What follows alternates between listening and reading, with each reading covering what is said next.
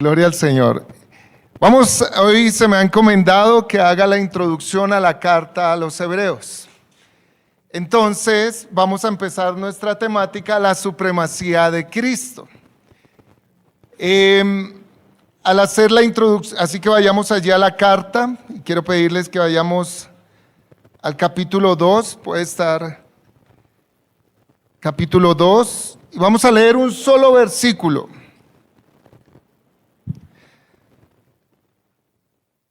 Vamos a leer un solo versículo que está en el capítulo 2, versículo 1. Y como vamos a dar la introducción a la carta, voy a tener que ahondar mucho en el contexto, ¿cierto? Vamos a entrar a entender por qué el Señor inspiró esta carta al escritor. Y allí vamos a obtener la riqueza para entender por qué el Señor ha inspirado al equipo pastoral a tratar el estudio de esta carta, ¿cierto? Y allí vamos a hallarle la riqueza. Así que el Señor sea conmigo dándome sabiduría, inteligencia y gracia para exponer debidamente su palabra y que al exponerla nos anime a estudiar la carta a los hebreos y sobre todo entender este tema de la supremacía de Cristo. Amén. Entonces voy a arrancar por un texto, vamos a leer el texto que nos ahonda un poco en el problema. Nos va a ahondar de una vez en el tema que el Señor quiere tratar, solucionar y dar respuesta, ¿cierto? Allí a la carta. Dice Hebreos capítulo 2, versículo 1.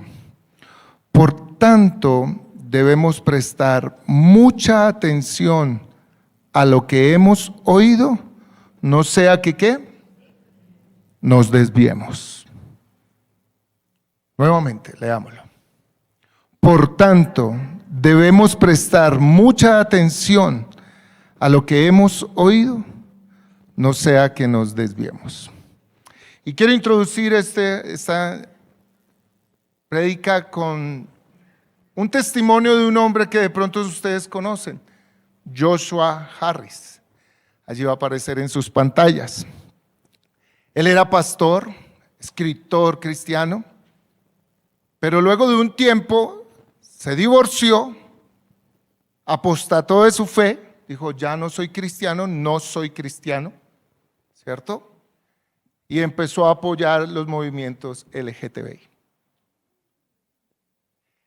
En su página de Instagram coloca un comunicado o una respuesta a todos los que le escriben. Y quiero leerla rápidamente y preste mucha atención a lo que él dice en sus palabras. Mi corazón está lleno de gratitud. Me gustaría que pudieras ver todos los mensajes que la gente me envió después de mi anuncio de mi divorcio. Son expresiones de amor, aunque están tristes o incluso, algunos están tristes o incluso desaprueban fuertemente mi decisión. Estoy aprendiendo que ningún grupo tiene el mercado acaparado por la gracia. Esta semana he recibido la gracia de cristianos, de ateos, evangélicos, personas heterosexuales, personas del LGTBQ+, y todos los demás. Por supuesto, también ha habido fuertes palabras de reproche por parte de otras personas. Si bien no siempre es agradable, sé que buscan amarme. También ha habido comentarios rencorosos y llenos de odio que me enojaron y me lastimaron. La información que quedó fuera de nuestro anuncio es que he pasado por un cambio masivo con respecto a mi fe en Jesús. La frase popular, escuchen, la frase popular de esto es deconstrucción. Él le llama ahora una deconstrucción de su fe. La frase bíblica que él conoce es caída o apostasía. La frase bíblica que él dice aquí, la frase bíblica es caída. Según todas las medidas que tengo para definir a un cristiano, no soy cristiano. Mucha gente me dice que hay una forma diferente de practicar la fe. y quiero permanecer abierto a eso, pero no estoy por allí ahora, es decir, no está practicando estas cosas. Martín Lutero dijo, según él, que toda la vida de los creyentes debe ser de arrepentimiento. Miren estas palabras que él dice. Hay belleza en ese sentimiento independientemente de tu visión de Dios. He vivido en arrepentimiento durante los últimos años, arrepintiéndome de mi justicia propia, es decir, en sus propias fuerzas, tratar de ser bueno y justificarse a sí mismo. Arrepentido de mi enfoque en la vida basado en el miedo. La enseñanza de mis libros, me arrepiento de la enseñanza de mis libros. Y hubo un libro de él que fue muy famoso y muy bueno lo que escribió. Dije adiós a las citas a ciegas, a solas, perdón, las citas a solas. Muy bueno. Y se arrepiente de haber escrito eso.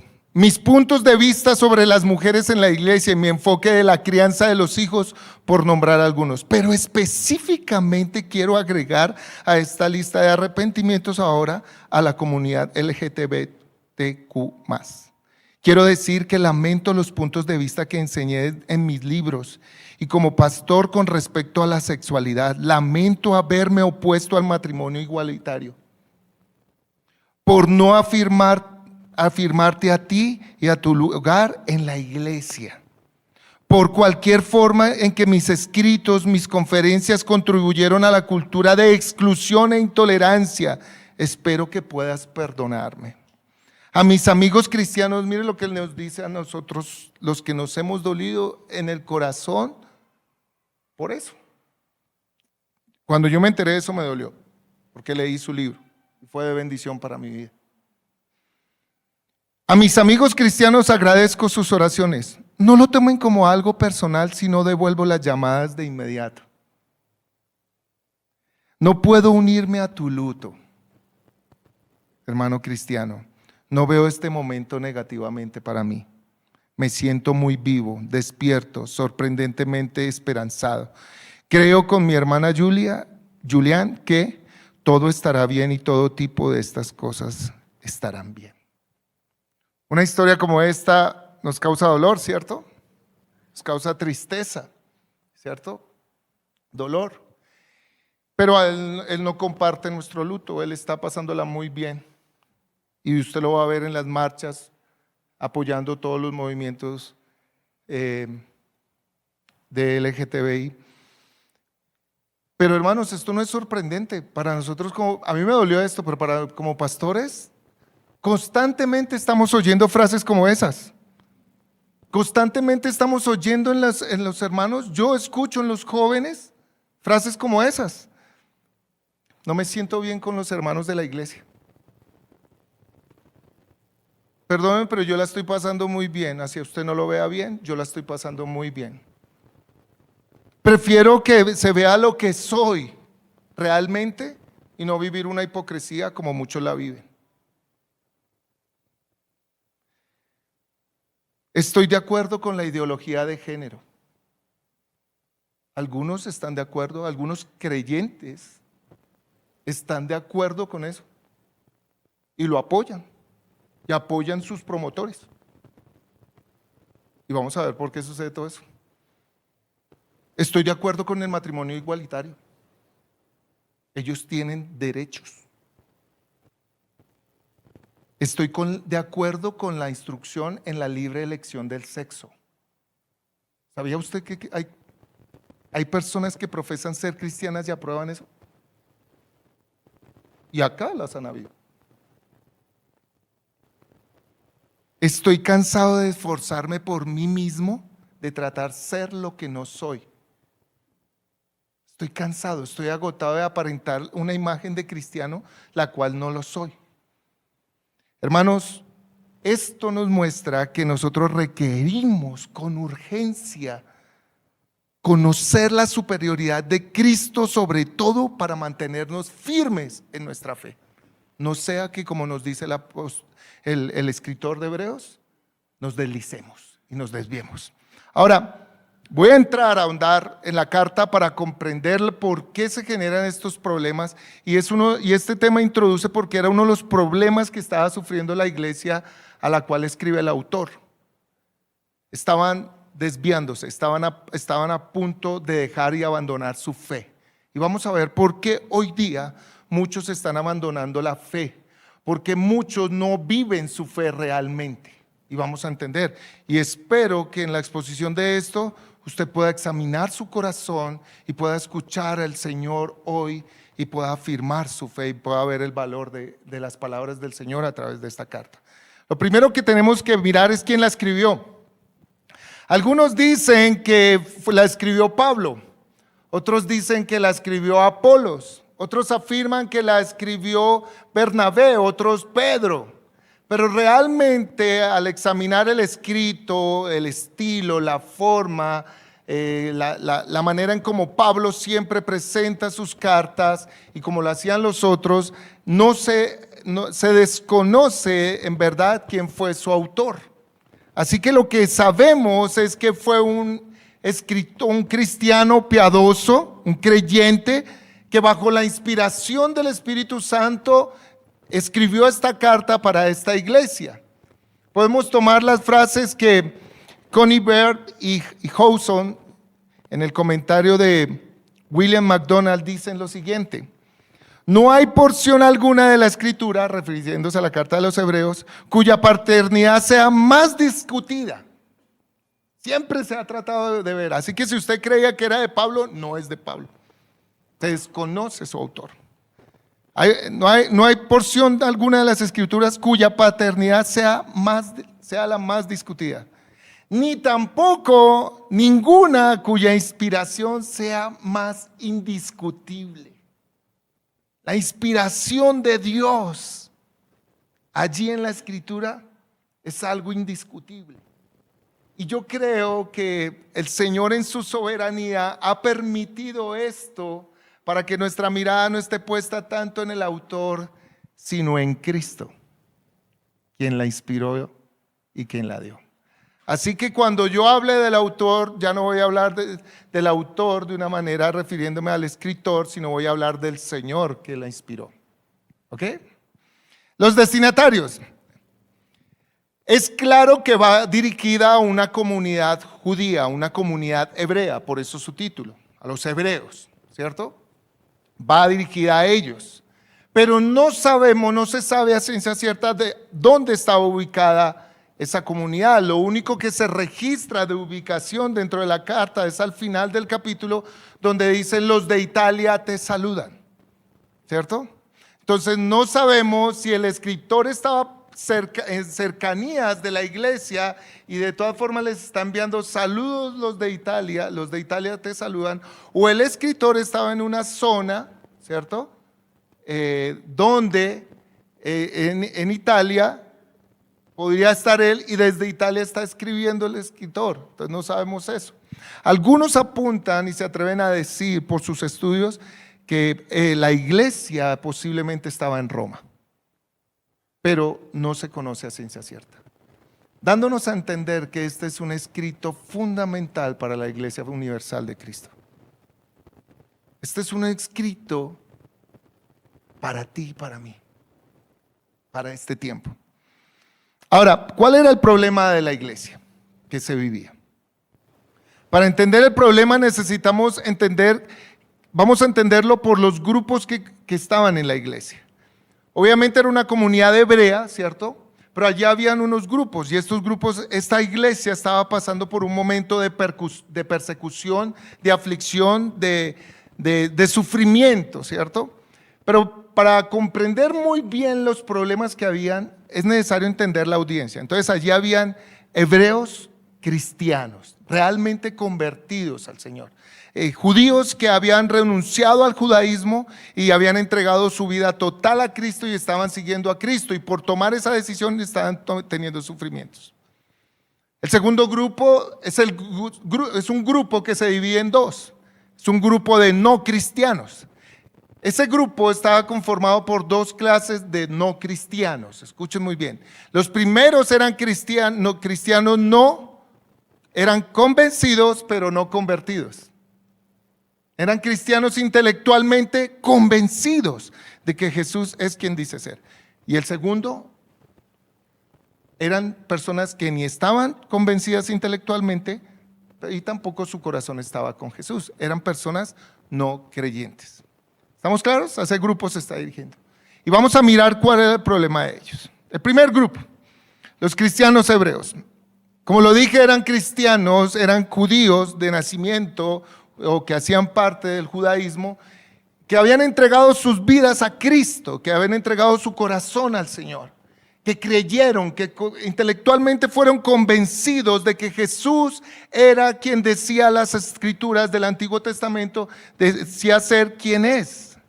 Que Él era lo que los profetas, los salmos y la ley decían que había de venir. Ellos estaban convencidos, pero no solamente creyeron, sino que entregaron sus vidas a Cristo, nacieron de nuevo, experimentaron el nuevo nacimiento y ahora caminaban en la fe en Jesús. Pero ellos sufrían persecución por parte de sus patriotas. ¿Qué implicaba que en ese entonces que un judío le entregara su vida a Cristo? Venían una serie de consecuencias. La primera era que era desheredado de su familia. Duro, ¿no? Si a usted le ha pasado que por creer en Cristo le van desheredado, hermano, esta carta es para usted. No, pero vamos a entender bien el trasfondo. Era excomulgado de la congregación de Israel. Ya no hacías parte del linaje de Israel. Perdías tu trabajo. Él perdía su trabajo. Era desposeído de todos los bienes que le habían dado o que había obtenido en el judaísmo. Se quedaba económicamente sin nada. Recibía torturas mentales y malos tratos físicos. Un amigo me comentó que cuando él fue a Israel y pasó por la zona de los judíos ortodoxos, se dieron cuenta que él era cristiano y le escupieron al piso. Rechazo, torturas mentales, desprecio. Algunos sufrían encarcelamiento, otros sufrían martirio por parte de la comunidad. Eso le implicaba al judío que se convertía al Señor. Naturalmente siempre había una forma de escapar de eso. ¿Cómo? Renuncia a Cristo, niegue a Cristo y volverás a ser parte de la promesa de Abraham, volverás a ser parte del pueblo de Israel, volverás a participar de todos los rituales, de todas las ceremonias judías que tenemos, volverás a ser incluido, volverás a tener tu herencia, volverás a tener un trabajo, volverás a tenerlo todo. Solamente renuncia a Jesús. Dura esa presión, ¿no? Porque inicialmente eres despojado de todo, te quedas sin nada, sin familia, sin trabajo, sin nacionalidad, eres totalmente desechado, ¿cierto? Y quedas sin nada. ¿Con quién te quedas? Con Cristo, ¿cierto? Y los judíos, pero si renunciabas a Cristo volvías a recibir todo eso. Y era como una especie que los judíos, dice William Barclay en su comentario, dice que era una forma en que los judíos de una forma le decían a los que no cristianos, mira, nosotros tenemos la promesa, nosotros tenemos todas estas bendiciones, nosotros somos original del pueblo de Israel, del pueblo de Dios. ¿Tú a quién tienes? ¿Tú qué tienes? ¿Ustedes qué tienen? Nosotros tenemos estas ceremonias, tenemos esta práctica, tenemos el templo, tenemos tantas cosas provistas de Dios. ¿Ustedes qué tienen? Y la respuesta a esa pregunta era sencilla: tengo a Cristo. Tengo a Cristo, que es superior y mejor que eso. Ahora, esto lo vivimos el día de hoy, hermanos. Por eso esta carta es para nosotros. Lo mismo que sucedió a ellos, nos sucede a nosotros. Cuando aceptamos a Cristo, viene un corte de nuestra vida anterior con la nueva. Y de pronto ese corte tú lo experimentas en que tu familia te rechaza, en que tu familia te desprecia, en que por ser cristiano en tu trabajo te tratan mal. Hay casos en los que por ser creyente tu jefe te tiene tirria. sufres pérdidas. Tus amigos, tu grupo social te rechaza, se burla, te hace ofensa. No nos juntemos con ese que es cristiano. Mi papá nunca más me volvió a invitar a una reunión familiar, porque es que los cristianos no toman. Entonces, yo sí tomo. Yo, papá, pero yo también tomo. Ah, ¿sí usted toma? Sí, yo tomo jugo, yo tomo gaseosita, ¿cierto? Yo tomo agua y también converso, papá. También hablo, papá. También río. Tengo unos cuentos buenísimos, papá. Pero es rechazado, ¿cierto? Ahora, ¿cuál era el problema acá? Que debido a todo ese rechazo y a todo ese desprecio, ellos se sentían tentados a algunas cosas. Se sentían tentados, uno, a mantener las relaciones antiguas firmes. O sea, estemos en Cristo, pero no perdamos las relaciones del pasado. No, es que es bueno aún mantenernos amigos de los hebreos, ¿cierto? De los judíos, de la ley, de la antigüedad, de lo que ya Cristo mismo dijo que había muerto. Se sentían tentados a mezclar lo antiguo con lo nuevo. Es decir, ellos creían que podían empezar a adoptar ciertas prácticas que traían del judaísmo y empezarlas a traer a Cristo. Entonces empezaba a haber una mezcla legalista de las cosas, ¿cierto? Entonces por eso es que vemos en muchos escritos, que eso sí los escribió Pablo, donde está advirtiendo de aquellos que se quieren circuncidar, ¿cierto? Para ser pertenecientes al linaje, cuando en Cristo todas esas ceremonias y todo eso pasó. Ahora, ¿esto qué nos enseña a nosotros? Nosotros también somos tentados de la misma forma. Nos cuesta soltar la vida antigua y la queremos mezclar con la nueva. Hermanos, Cristo, cuando conocemos a Cristo y hemos nacido de nuevo, tenemos una nueva vida.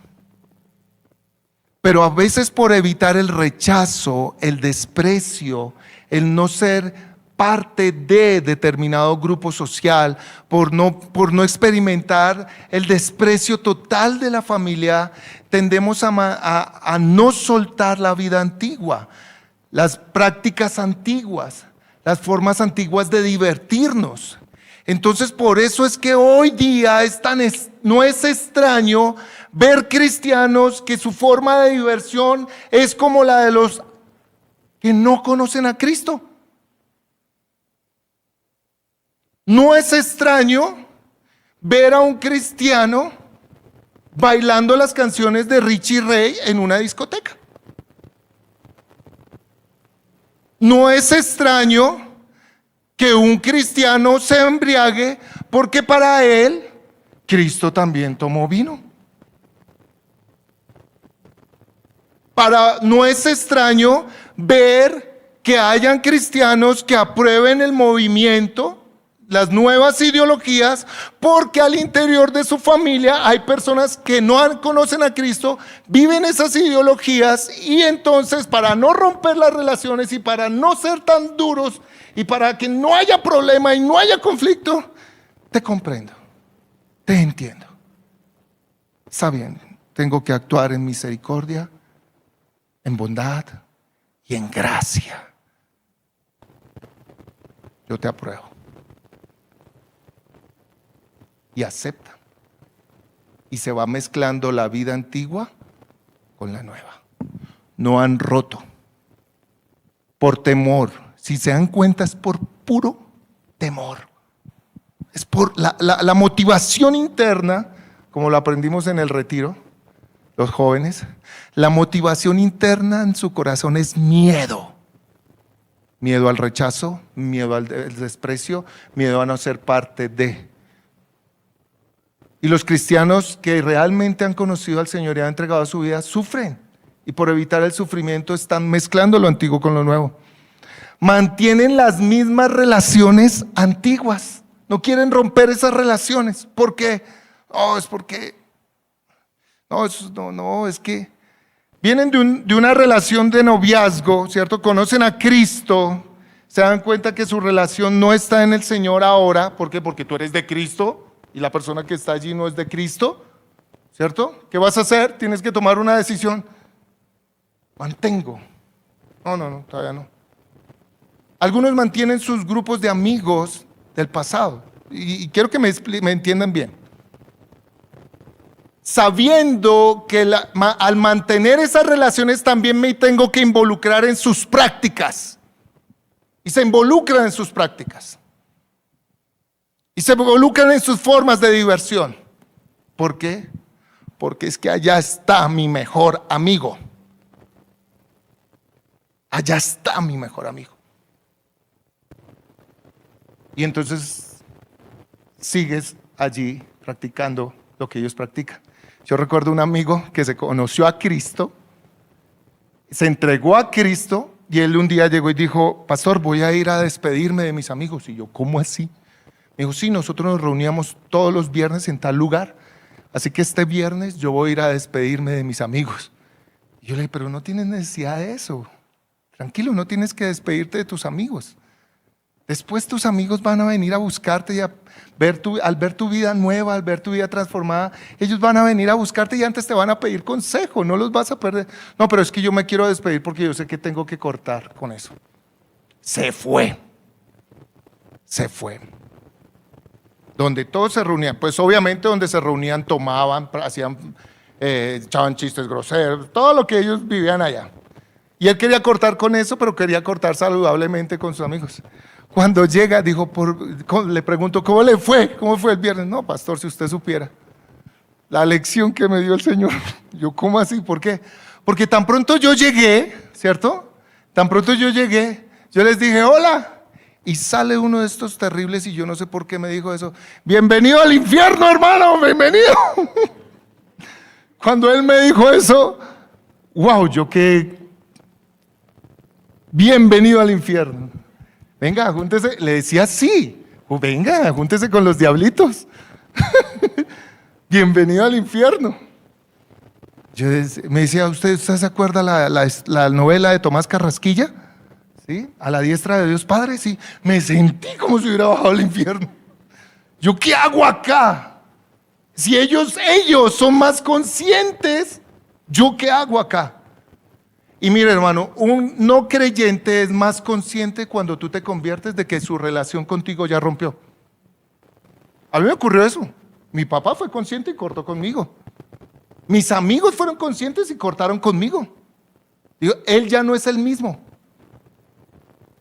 Él ya no participa de lo que nosotros participamos. Él ya no cree en lo que nosotros creemos. Él ya no se deleita con lo que nosotros nos deleitamos. Un no creyente es más consciente de eso que el creyente que lucha por no soltar esas viejas amistades. Y lo más terrible es que terminan mezclando lo antiguo con lo nuevo. Y hoy día vemos que el creyente, la forma de su pensamiento antiguo, se está mezclando ahora con la fe. Entonces, por eso es que ahora vemos creyentes que tienen un poco en su forma de pensamiento un pensamiento humanista versus un pensamiento bíblico. Vemos personas que apoyan una ideología del mundo, ¿cierto? Versus la doctrina, la sana doctrina de la teología y la enseñanza bíblica. Tienen una doble mezcla en sus mentes. ¿Por qué? Porque viven para allá. Ustedes y yo sabemos que eso es una lucha, y por eso el escritor anima a los creyentes diciéndoles en el capítulo 2, versículo 1 al 3: por tanto, no debemos prestar mucha atención a lo que hemos oído, no sea que nos desviemos, porque si la palabra hablada por los ángeles resultó ser inmutable, y toda transgresión y desobediencia recibió justa retribución, ¿cómo escaparemos nosotros si descuidamos una salvación tan grande? ¿Cómo escaparemos nosotros si descuidamos? O sea que esa actitud de mezcla y esa actitud es un descuido de lo que tú ya has recibido en Cristo. ¿Cierto? ¿Pero por qué es?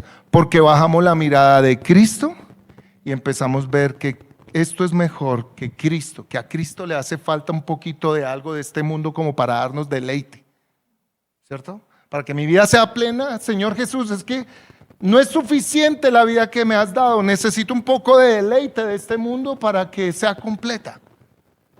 Y no estás viendo a Cristo como mejor que eso, sino que has bajado tu mirada allí para decir que eso es mejor.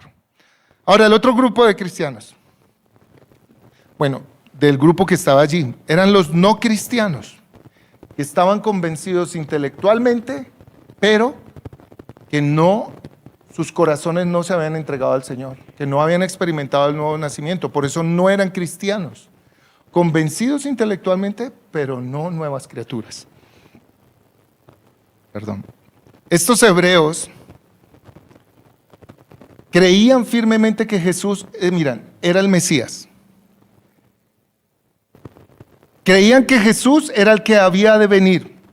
Creían que Jesús era el Señor, era Dios hecho hombre. Creían que Jesús, en Él se cumplían todos los pactos y promesas hechas a Israel. Creían que Él era el Salvador y que por medio de Él se podía llegar al Padre. Lo creían todo, estaban convencidos de todo.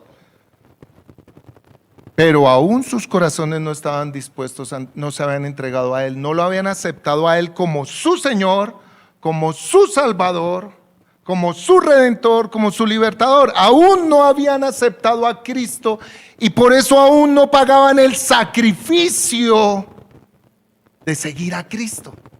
Porque hermanos, seguir a Cristo no es fácil. Yo no sé quién metió esa mentira, no es fácil. Seguir a Cristo cuesta, por eso Jesús siempre lo pone a uno a pensar. Si tú quieres, si te has dado cuenta quién soy yo y quieres venir en pos de mí, tienes que hacer esto, piénsalo. Si tú quieres venir en pos de mí, sí. ¿Te has dado cuenta quién soy? Sí.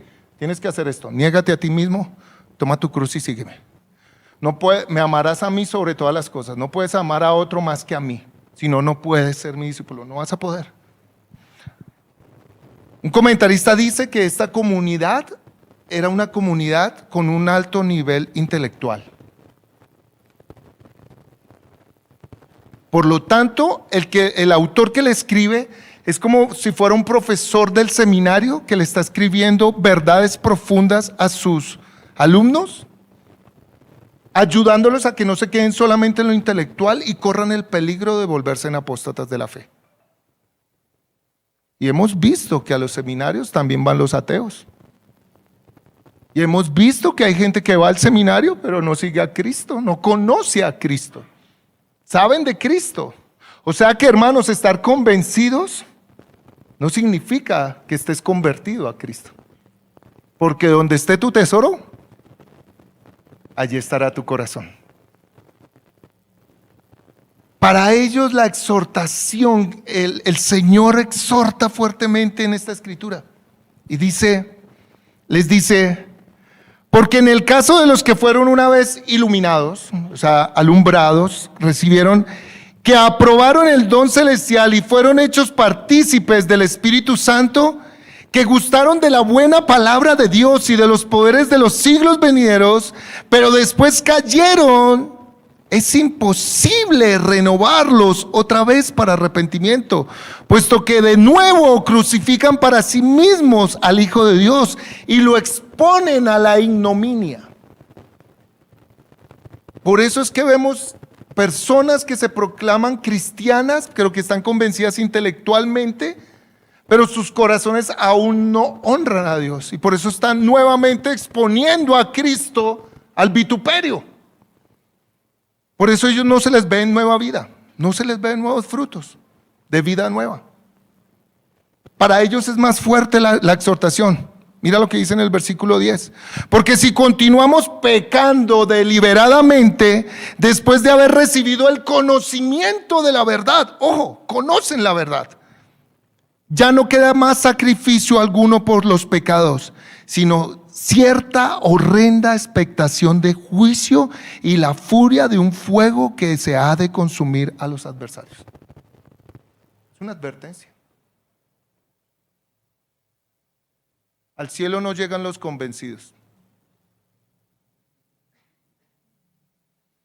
¿Por qué? Porque se está actuando en el peor de los pecados que el Señor más aborrece. ¿Estás convencido de que Jesús es el Salvador? ¿Estás convencido de que Él es el Rey de Reyes? ¿Estás convencido de que Él es el Señor de Señores? ¿Estás convencido de toda la verdad? Pero en tu corazón lo rechazas.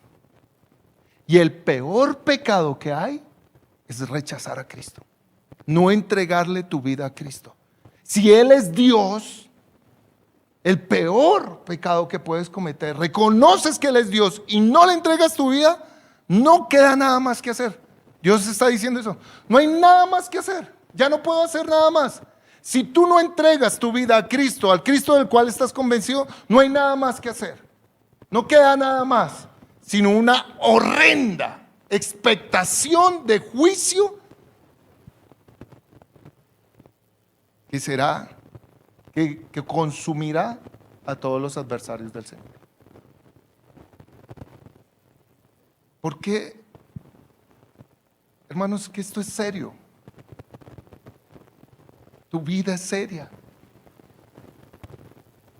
Tu vida es tan seria para el Señor que dice, Él se atrevió a entregar su vida por tus pecados. ¿Es tan seria este tema? Esto no es tema de que cojamos las rutinas de antiguo de ir a misa. Entonces, ¿ahora qué vamos? A culto. ¿Vas a hablar con el padre? No, con el pastor. Es que si no entregas tu vida a Jesucristo, el Señor, del cual estás convencido, Dios mismo está diciendo, no hay nada más que hacer. Ya morí por ellos. Envié a mi hijo, murió por ellos. Ya los he perdonado. He dado todo. ¿Y ellos no quieren? No hay nada más. Y ese era el problema que había en la iglesia de los hebreos, en esa pequeña comunidad. No hay problema en que tengas un alto nivel intelectual. Apolos lo era. Pablo admiraba a Apolos. Pedro admiraba a Apolos. Apolos admiraba a Pablo. Pablo amaba a Pedro. No hay problema en eso. El problema es que si no entregas tu vida a aquel en el que en él crees, es peor. Entonces habían dos clases de sufrimientos. Los que realmente estaban convertidos y no querían cortar con la vida antigua, y los que estaban convencidos pero no se habían convertido al Señor. Y el Señor inspiró esta carta para advertirlos del peligro de volver atrás y el peligro de no decidir por Cristo. De no decidir por Cristo. Ahora, la salvación es del Señor. Pero el Señor dice, me mostraré a aquel que me busca de veras. Para mí ese versículo es, si tú estás buscando a Cristo de corazón, Él lo sabe y Él se va a mostrar a tu vida. Pero si tú estás buscando otras cosas, no vas a hallar a Cristo. Seguirás convencido, pero no convertido.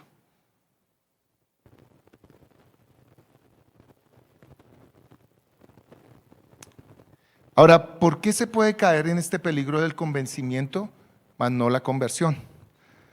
John Owen, un teólogo puritano, da 6 causales por las cuales una persona simplemente se queda convencida y no convertida. La primera es porque ignora la necesidad de Jesús en su vida. Es decir, esa persona aún no ha experimentado una real convicción de sus pecados, por lo tanto no necesita de Jesús.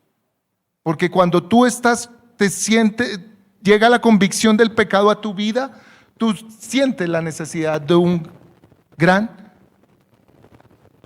Salvador, que te saque de esa condición, que te saque de esa esclavitud la cual tú no puedes dejar.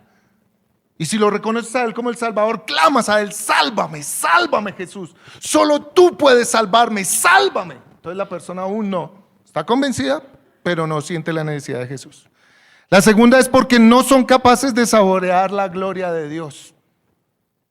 Es decir, Ellos aún no han contemplado, están convencidos intelectualmente de quién es, pero ellos aún no han tenido esa experiencia de contemplar la gloria de Dios, lo hermoso, lo precioso, lo suficiente, lo supremo, lo mejor, lo maravilloso que es Cristo el Señor. De tal manera que hago lo que Él dice en la parábola. Veo esta perla preciosa y veo este tesoro y voy vendo todo lo que tengo y me quedo con este tesoro porque esto es más valioso que todo eso.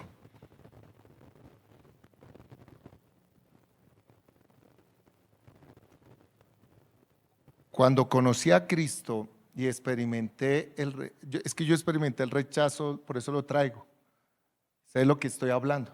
Cuando mi papá cortó conmigo, el versículo que se vino a mi corazón fue: aun cuando padre y madre me dejaren, con todo Jehová me recogerá. Y después de años vino mi papá y le tuve que presentar aquel por el cual decidí.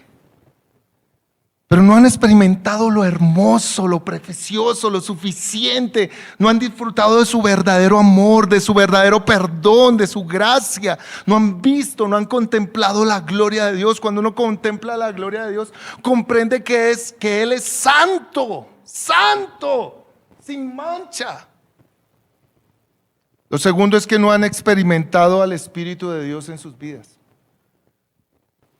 Terrible esto, uno puede estar lleno de doctrina y todo eso y su corazón, como dice el Señor, como un címbalo que retiñe, vacío. Lo otro es porque desconocen la justicia de Dios, se justifican en sus propias obras, se justifican en sus propios actos, se justifican en su propia razón y en su propio entendimiento.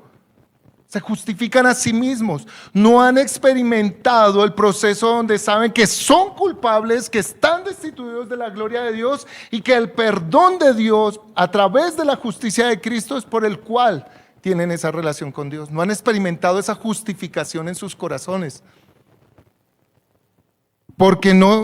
Lo otro es porque no quieren someterse a la soberanía de Dios. No se quieren someter a Dios, no quieren obedecer a Dios. No quieren someterse a la soberanía, que Él es el rey, el gobernante supremo, el que reina sobre todo, y mi vida está sujeta a Él. No, Dios es para satisfacer mis deseos. Cuando uno está así, convencido más no convertido, todo el tiempo de su oración es basado en sus necesidades. Y no en gratitud, no en adoración, no en rendición, no en sometimiento. No en comprender la voluntad de Dios para vivir para su gloria.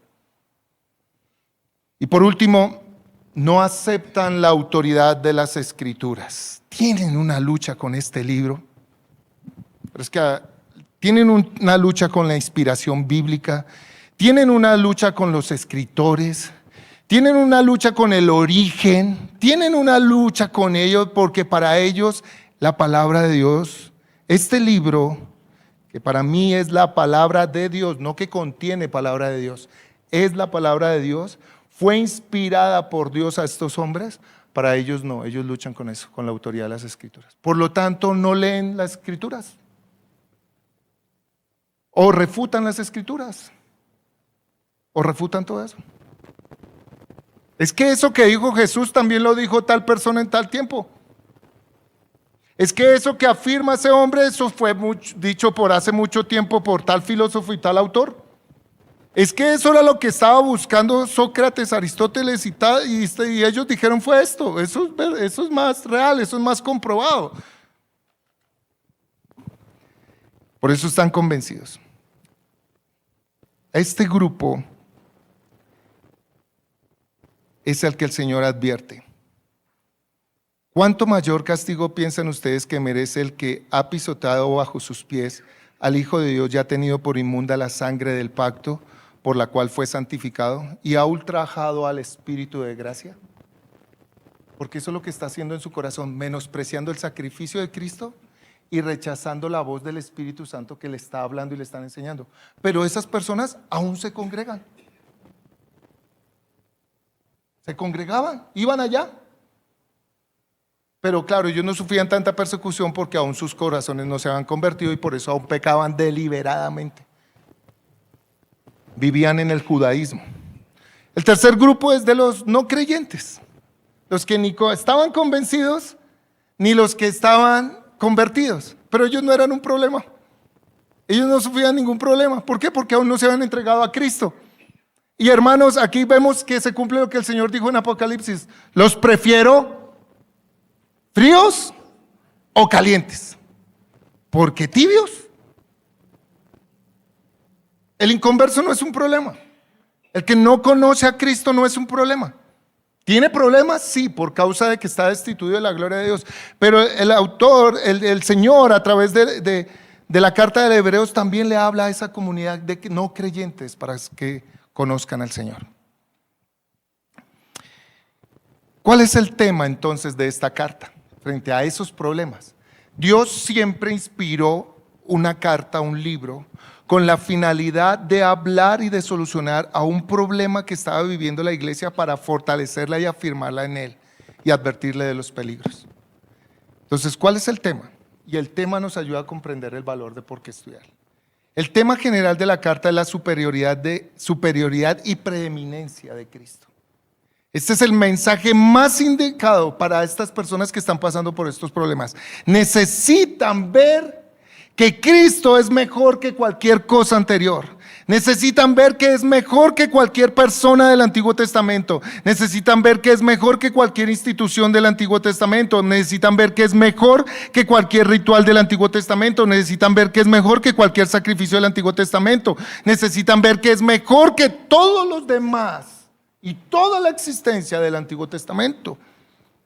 De igual forma, requerimos nosotros conocer la superioridad de Cristo para mantenernos firmes en nuestra fe y vivir en la verdad de que Cristo es mejor que la vida antigua, es mejor que los deleites terrenales, es mejor que las relaciones más profundas que tuvimos en el pasado.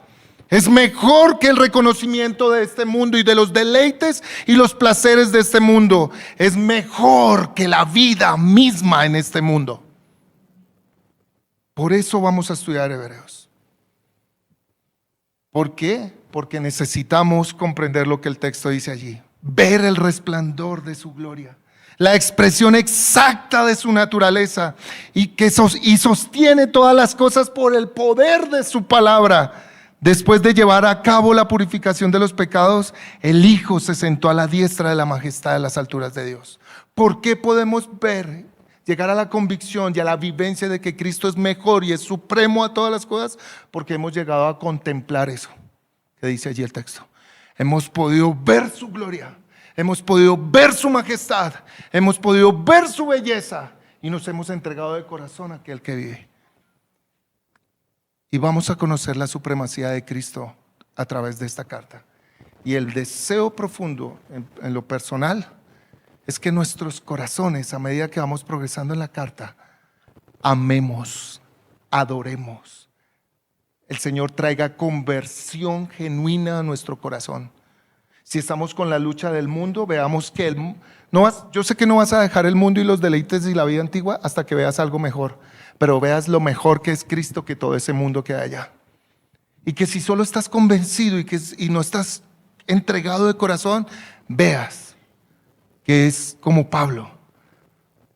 Cuantas cosas eran para mí ganancia, las he estimado como pérdida y por basura por el conocimiento de aquel que me salvó y me amó y se entregó por mí. Amén. Inclina tu rostro.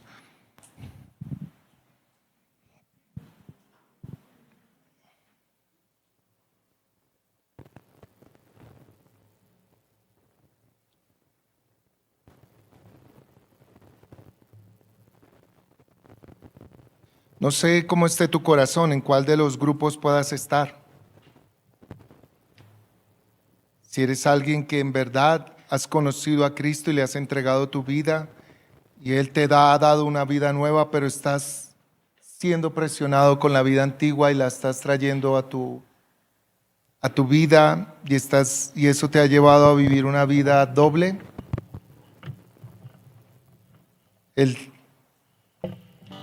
El mismo Señor a través de la carta de Hebreos dice: por lo cual, como dice el Espíritu Santo, si ustedes oyen su voz hoy, no endurezcan sus corazones. Tomando las palabras del salmista. Pídele perdón. Arrepiéntete. No endurezcas tu corazón. Cristo es mejor que esa vida antigua. Cristo tiene una vida totalmente nueva para ti. Mira que es por miedo a algo. Y dile: perdóname porque he tenido temor a esto. Al rechazo, al desprecio, al quedarme solo, al quedarme sola. De verdad, perdona mi poca fe, Señor, mi poca confianza en ti, porque no he creído que sea suficiente para mí, que puedas responder a todas mis necesidades.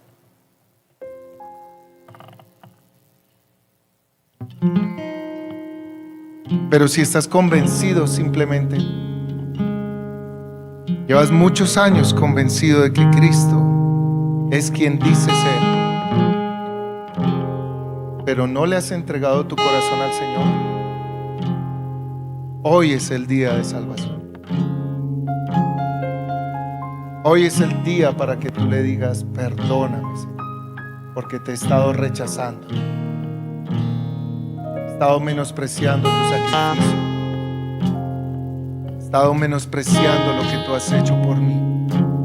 He resistido a tu Espíritu Santo muchas veces, a través de tu palabra, a través de lo que me enseñas en la iglesia, en las predicaciones, a través del consejo pastoral. He estado rechazando a Cristo y a tu Espíritu, y tu palabra la he tenido en poco. Perdóname, sálvame, sácame de esta vida doble y dame una sola vida. Dame una sola vida, un solo corazón contigo, porque lo necesito, Señor. Y Señor, que al estudiar esta carta, la manera en que tú guíes al equipo pastoral, déjanos ver el resplandor de la gloria de Cristo. Déjanos ver la supremacía de Cristo, la preeminencia de Cristo. Déjanos ver la expresión exacta de tu divinidad en Cristo Jesús. Déjanos ver que tú eres Dios y que eres lo más hermoso, sublime y glorioso que existe y hay. Déjanos satisfacer nuestra sed en ti. Déjanos saciar nuestra hambre de amor en ti. Déjanos saciar nuestra hambre de aceptación en ti. Déjanos saciar nuestra hambre de reconocimiento, de aprobación en ti, Señor. Déjanos saciar la sed de nuestro corazón en ti, Señor. Muéstranos a Cristo, revélanos a Cristo, porque tú eres más que suficiente. Colocamos el estudio de esta carta en tus manos, Señor, para que como tú la inspiraste y con el fin que la inspiraste, ese efecto se vea en nosotros como iglesia y seamos una iglesia que vive bajo la supremacía tuya, bajo la excelencia tuya, porque mejor es Cristo que la vida misma. Y la vida sin ti, Jesús, es vana, vacía, muerta y árida. Ayúdanos.